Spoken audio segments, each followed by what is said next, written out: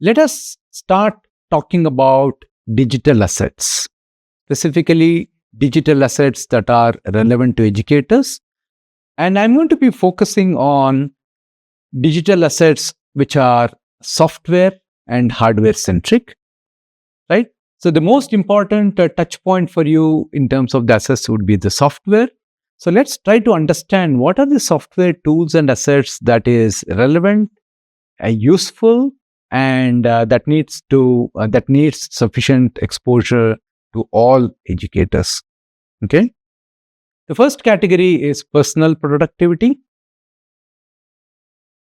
The second is digital content management, right? So personal productivity is more about, how do you use digital tools to make your own activities more productive.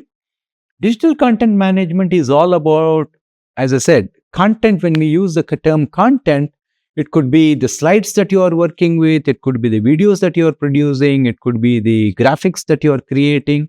All these would come under content management. So we'll try to understand, what are the nuances associated with content management. I will give you an overview of learning management system. Online classroom technologies is another thing that is very useful. And finally, academic ERP is more relevant from an administration point of view. Nevertheless, it is also a software asset that educators are also expected to interact with. So we'll talk about that as well.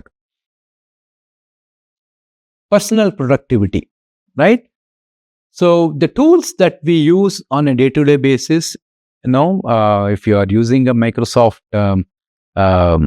Windows kind of a laptop or a desktop as part of your activity, as part of your work, then Microsoft Office is an example of a personal productivity tool suite. Actually, it's just not one specific software.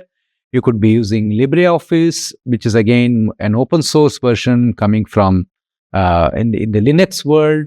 Or you could be using the cloud version, the cloud services, say, for example, provided by the Google Docs and the whole suite, right? Google Docs, you have Calc and so many things there. Okay. Now, so these tools are necessary to create documents and presentation, right? So, of course, by all means, right? So the days of not using presentations are all gone now. Okay, I know that there are specific faculty members who still believe in chalk and talk.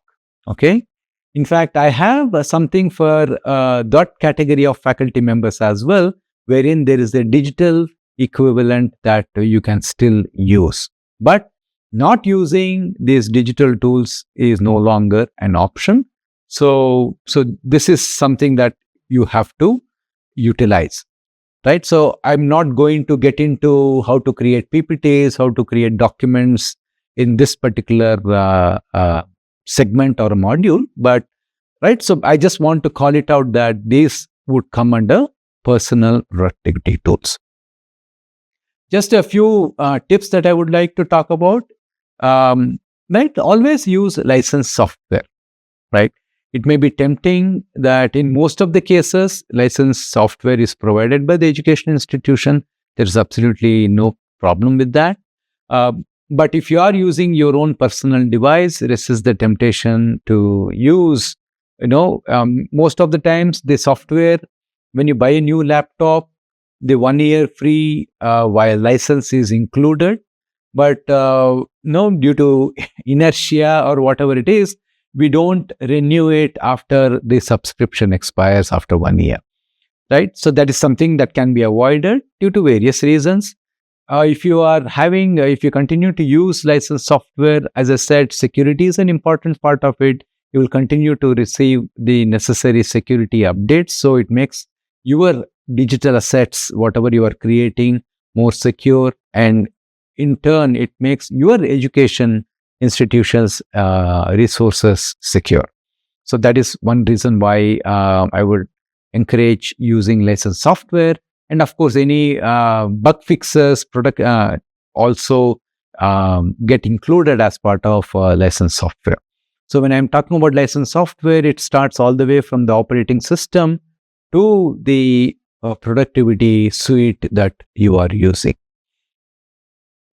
Okay, and one other important reason why it is easier to be compliant with license requirements is that most of these tools they provide for most of these tools they provide educational license, so it makes it extremely affordable, right? And also, if you are trying out some very new software which you are not familiar with, right? Then most they also provide free tiers for for example, the PDF tools, right? So PDF tools is definitely a productivity tool wherein you want the ability to combine multiple PDF tools or take a PDF document, split them into multiple files, right? So these are all routine things, and there are free tools that are available. So by all means, try them out. And but free tools by definition will come with limitations. Again, if you go back to the PDF tools example, they will have a limitation on the number of pages, and they'll put a watermark across and things like that. So there are many reasons why we should get into the habit of using licensed software. Digital content management is the name given to the activity of managing lots and different types of contents, which could be images, videos, right? So there are lots of annotation tools that are available. It could include video annotations, written annotations, and so on. These are all different types of two categories of tools that are there. So when you have when you're dealing with a very rich content types, you should be familiar with the tools that are in vogue, right?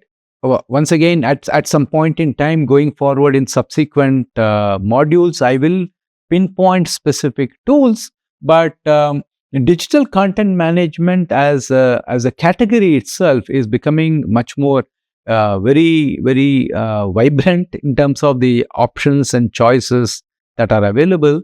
And the reason why I didn't even name, because I wouldn't be doing justice to the beautiful varieties of tools that are out there. But all I want to point out here is that you should be aware that it is there are tools that are available to help you manage digital content very effectively and efficiently. Right, so just a few tips on a day-to-day basis. If you are working with images, for example, we are probably using, getting information about the images based on the name of the file. Okay. Now, most of the strength of these digital content management tools is that they are capable of dealing with the metadata, right? So what is metadata? Very literally speaking, metadata is data about data, right? So if you are having a digital content, the metadata associated with it could be who created that particular file, what is it on, and what are the keywords associated with it, and so on. So once you tag these digital assets, then content management tools can help you search for what you are looking for very easily, right? So it's a very nice way of organizing your images and so on. PDF documents is something that we deal with day in and day out. So I have seen that. So the good old way of working with PDF documents or consuming PDF documents is that you have your PDF document, and we take a notebook, we write down the notes associated with that particular whatever we are reading. It could be a paper, it could be a book, right? So the one small disadvantage of this particular aspect is that you right, so the metadata or the additional information associated with what you are dealing with gets detached, right? So it is useful to attach your remarks, your notes, your doubts, everything to the document itself. And these days PDF tools are almost all PDF tools have the capability to record annotations. So it's a great habit to add annotations directly to the PDF document that you're reading, rather than allowing it to get scattered in notebooks and other places. So from a tools perspective, for audio and video, right? So these days we are getting very, very useful podcasts which are audio only content, or videos which have both audio and video. From all of these things, if you are using the right tools, you will be able to extract notes, or at least the entire transcription of what is being spoken. Okay. So these are, so that is something that will be useful for you to create lecture notes, that will be useful for you to keep it as your own reference, right? And that can also serve as a digital annotation of the audio video content that you are having, right? So these are some minimal tips. I'm sure, being practitioners and using digital tools, the reason why I am only skimming over this particular high level topic is that a simple search is all that is required for you to know how to do that. So my job is to tell you what to search for, right? So that is what I'm trying to say, because the information is out there, so much of information, but I'm trying. So I will help you not to get overwhelmed with so much of information that are out there. So using some of these tips, you will be able to be more productive and efficient in your work. Now, learning management system is something that has got direct relevance exclusively for educators, right? So if you look at the digital content management or productivity tools, this is something that is relevant to anybody these days, any professional for that matter, be it an educator or a software professional or a finance person or so on. But learning management system is something that is our domain, right? So as an educator, this is something that you have to be aware of. This is definitely part of your digital literacy checklist, right? So what is learning management system? Right? It's an institutional tool for storing, sharing, and organizing your instructional material, right? The first part itself, I want to emphasize, it's an institutional tool. As I said, that these days, every education institutions has to embrace information technology, and learning management system is now becoming an inseparable part as part of your IT infrastructure in education, any educational institution. So from it enables seamless digital interaction for instructors with learners, right? So we used to even in the digital world, possibly it is just possible that you are still interacting with the students over email, sending them attachments, reading material, everything over email, collecting assignments over email, right? So these are highly inefficient ways of working with students, right? And learning management system go a long way in making it easier for you. And we consider this to be so important that we have plenty of modules which talk about learning management system. We are going to be looking in depth on one learning management system called Moodle as part of this particular course. Okay, so from a useful tips point of view, I don't have any Moodle specific tips in this particular video, because that is something that everybody should have deep knowledge about. But all I'm saying is that every educator must be familiar with at least one learning management system, right? So Moodle is something that is coming up, and there is a small possibility that your education institution still does not use LMS, learning management system. Then this is your opportunity to become a champion to promote the use of LMS in your education institution, right?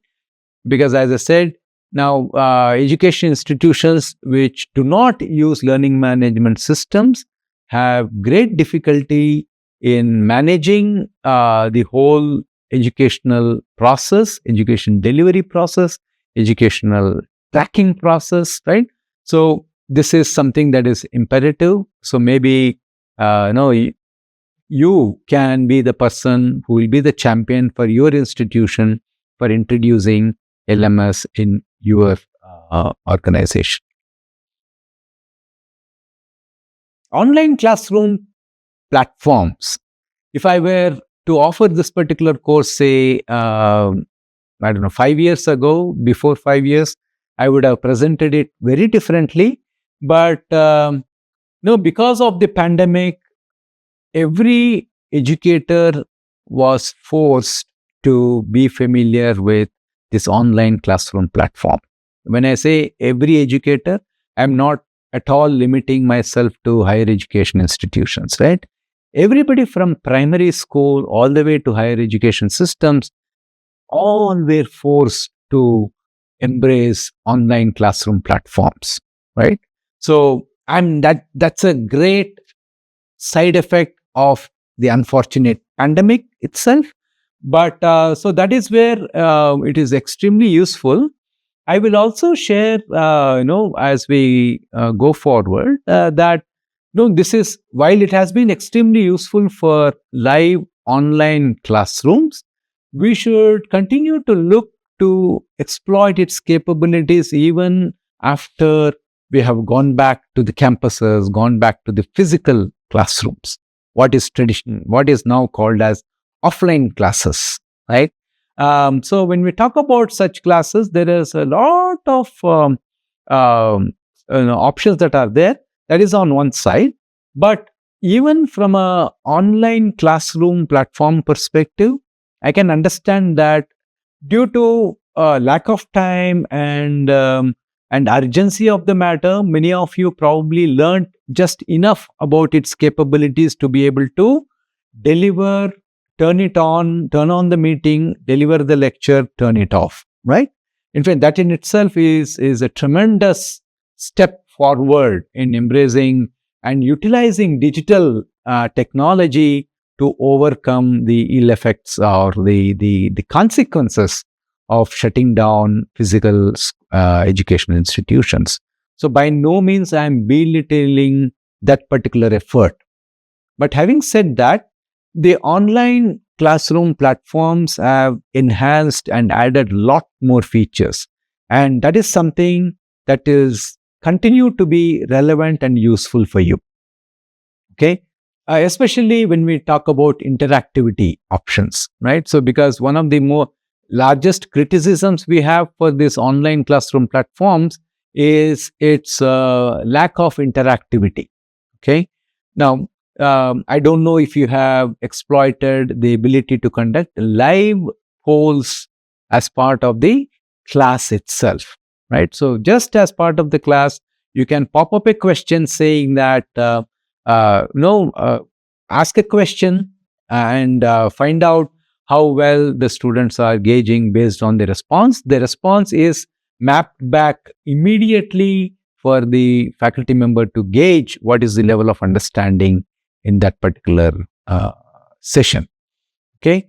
We have, of course, chat windows. If you, for example, right, so just like this NPTEL video, if you get an opportunity to conduct live classes, say for working professionals and so on, do look to use, you may be having a large class. If you're having a large class, chat windows are useful for faculty members to respond to questions on the chat window, but that is practical only in a small setup. But if you have hundreds of learners who are online, then always engage teaching assistants who will monitor these chat windows for Q&A, while you as the main instructor can continue to focus on the delivery of the session. Whiteboards can help the instructor to write on the slides themselves, right? During the initial days of these online classes, many people feel their hands are tied, because generally we would want to walk to the board, walk to the screen, and then say use our hands to point out at things and talk about it. We feel extremely constrained, but feel free to explore the other tools that are available, including these markers, and including using the mouse itself. You can circle, you can point a digital laser pointer to focus your attention on one particular area of the slides and things like that. So the bottom line is that the interactivity options varies by various tools, but these are some of the things that you can look forward to in any online classroom platform. Okay. The next important thing, which is definitely not possible in the physical world, are recording of sessions, right? So whatever lecture you are delivering, all online platforms have the capability not only to stream your lecture in live mode, they also allow you to record, store, and in fact make it available back to the students for review later. Okay, I know what you're thinking. So if I am going to provide recording of my classes, will the students still attend the classes? Yes. So those are other, cultural aspects that we have to address.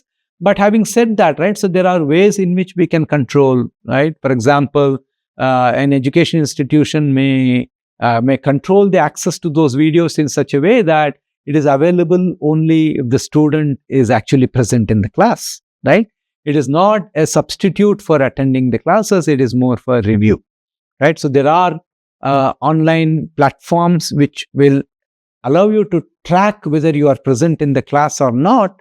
And if you are not present and then you try to open the video, it says that this video is not accessible to you. Okay. So those aspects, if you set it aside purely from a technical point of view, this is something that can be quite useful and it should be utilized. In fact, going forward, I would like to share that if you look at these, all the features that are available, in education institutions might have already invested in subscribing to these online platforms and so on. But even after going back to the physical classes in the physical classrooms, some of these features can be relevant and useful even in the so-called offline classes, right? If you look at the recording option, that is something that your students will thank you for and thank the educational institution for, to providing this opportunity to watch the video recordings of the session and get an opportunity to review, right? So this is something so that in fact this will free up the students from even the diligent students who spend a lot of time in simply writing down what they are hearing as part of the lecture, and then they go back and review the notes to internalize what is being talked about. So once we have the ability to share the digital recordings of classes, so that also allows the students to concentrate in the classroom on what is being said rather than focusing simply on filling up pages and pages of notes. Okay. So these are some of the additional aspects of online classroom platforms that educators, faculty members and course instructors must constantly exploit to make it not only your own experience of teaching much more enjoyable, but more importantly, your learners' experience also increases by leaps and bounds. The last piece of software that I would like to talk about is Academic ERP. Okay, so Academic ERP is nothing but a specialized software for education management and administration. Yes, ERP is LMS is mainly for faculty members, course instructors, and teachers, whereas ERP predominantly is for administration, educational administration. So if any of you is in education administration, if you are an HOD, or if you are or a dean or a coordinator, right? So this is something that is you have to look into, and you cannot ignore this.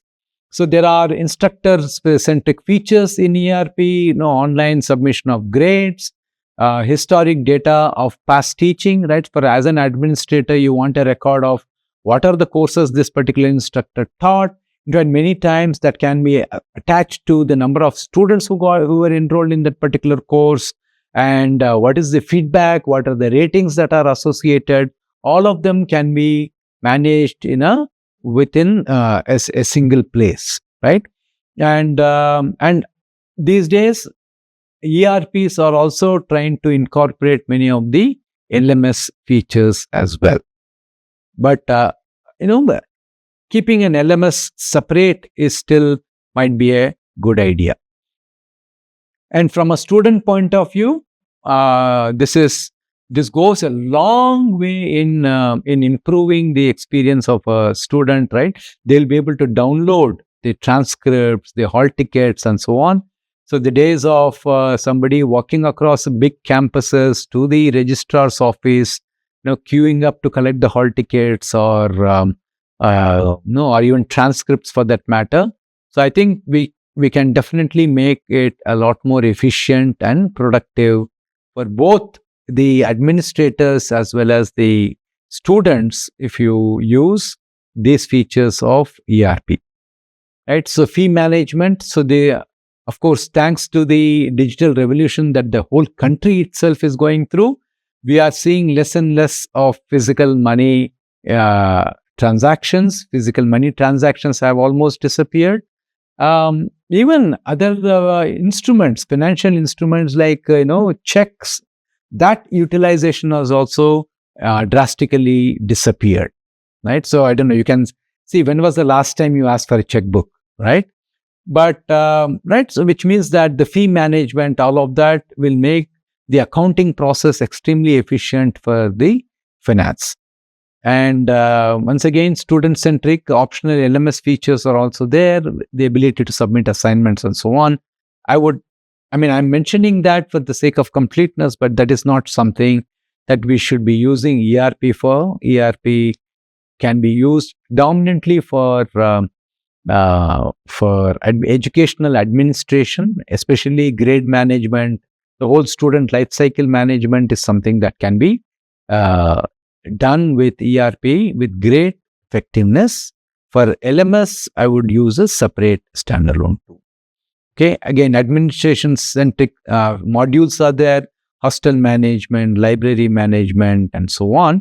But that is not something that is relevant from a regular faculty member course instructor perspective. Okay, so those are the different categories of software that I wanted to talk about.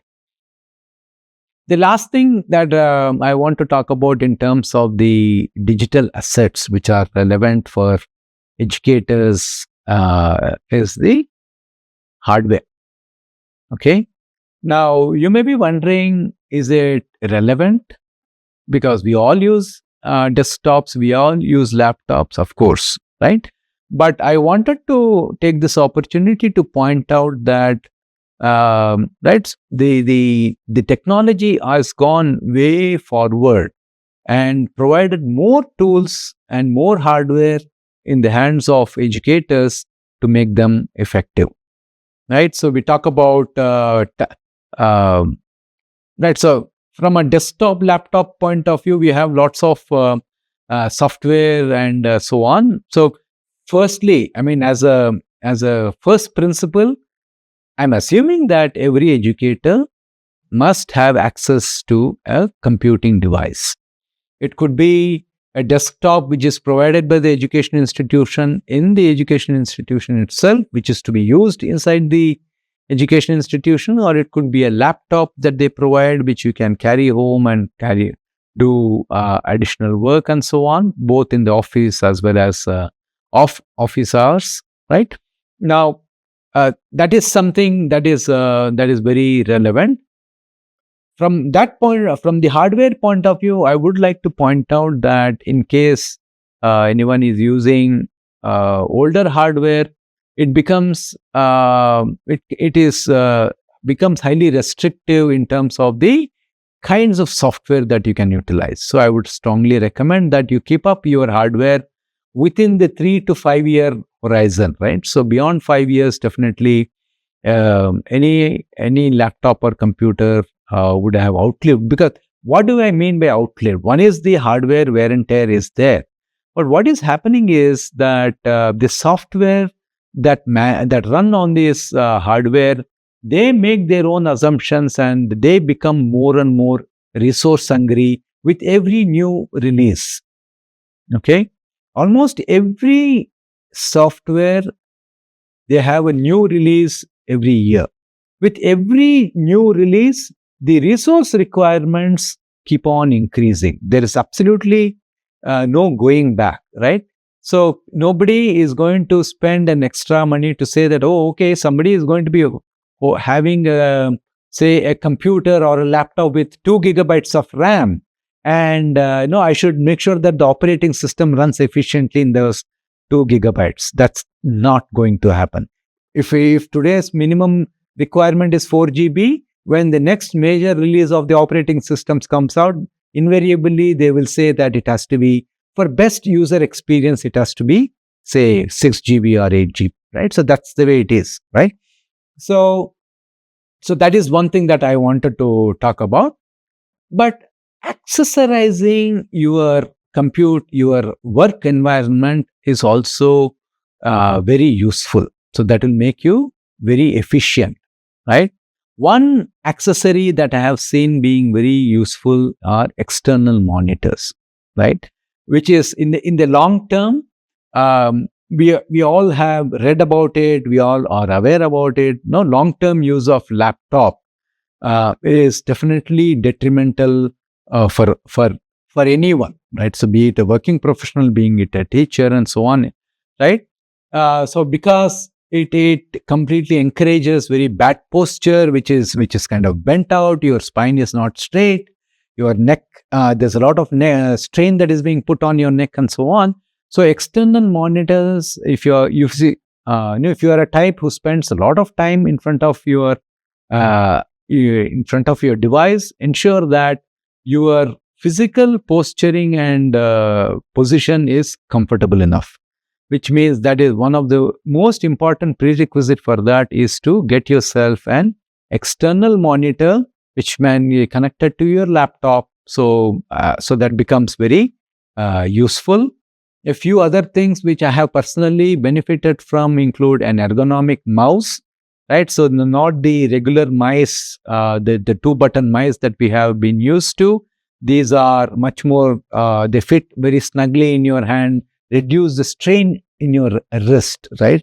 Extended use of the mouse over a period of time definitely causes strain to your wrist, and it will start hurting sooner or later, right? So it is good to take care of, in the interest of your own long professional life. So it is used to use these ergonomic tools. Ergonomic means very human-friendly tools that are available, and a very comfortable keyboard as well, which will once again be comfortable both for your fingers as well as your wrist. Okay, so that is on the hardware side. Now, when it comes to the operating system interfacing from a hardware point of view, right?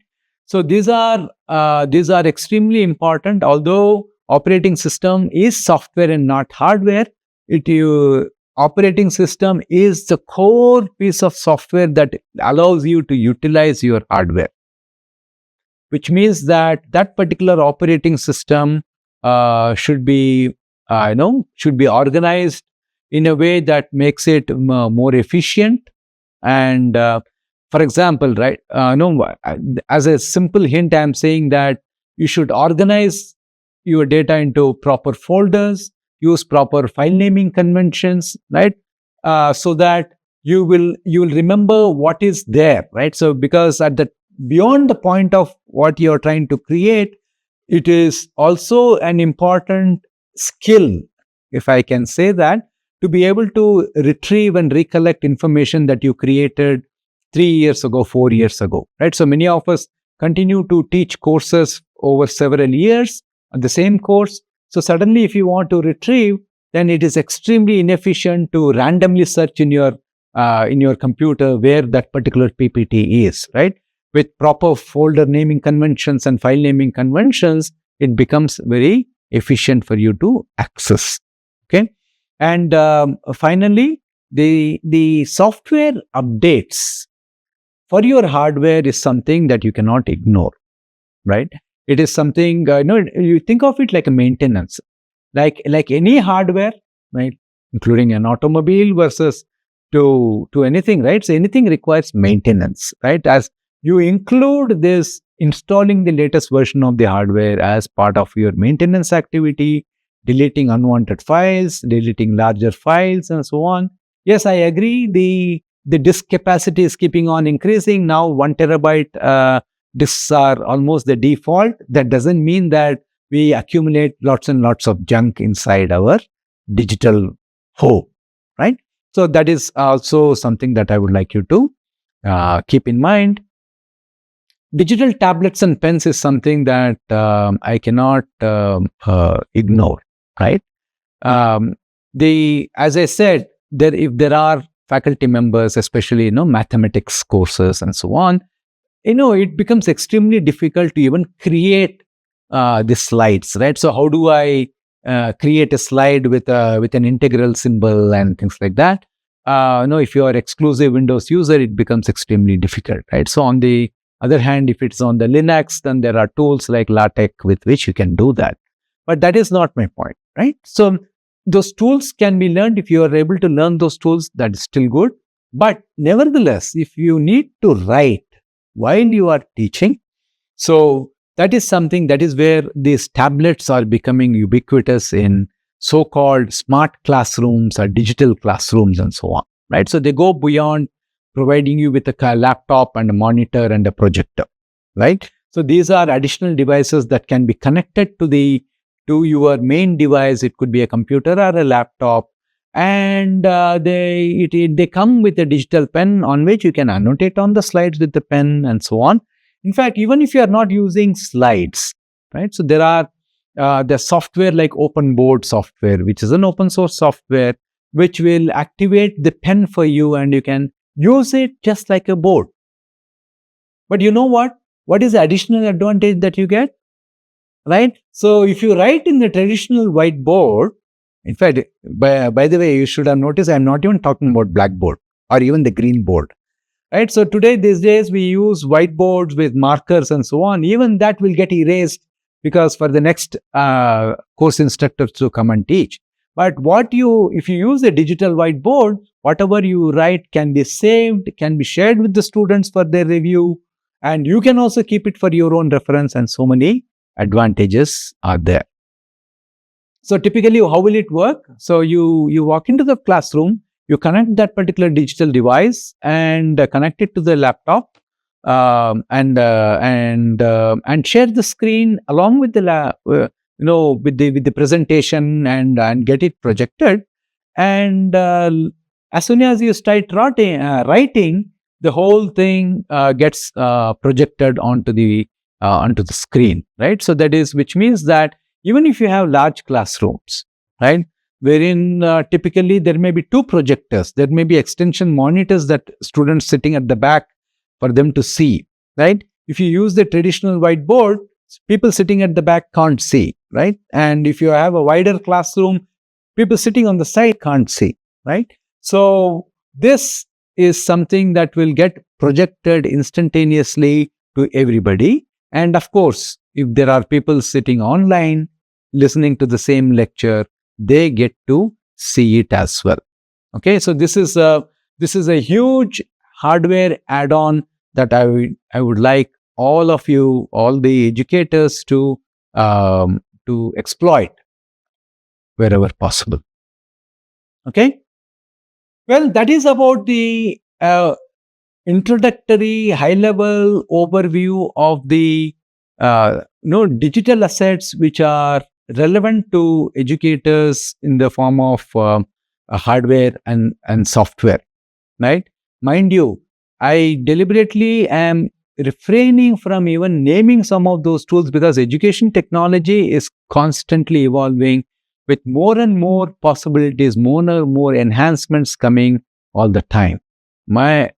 So my attempt here is to make you aware what are the areas where these innovations are happening so that you can keep up with what is going on and make your own experience much more productive and efficient and make it enjoyable both for yourself and the learners as well. Okay. The upcoming video going forward, I'm going to be talking about information assets, right? So information, how do you organize, right? How do you, what are the different types of information that we as educators deal with all the time? Because at least the types is something that you have to be aware of. That's again an introductory video on information assets.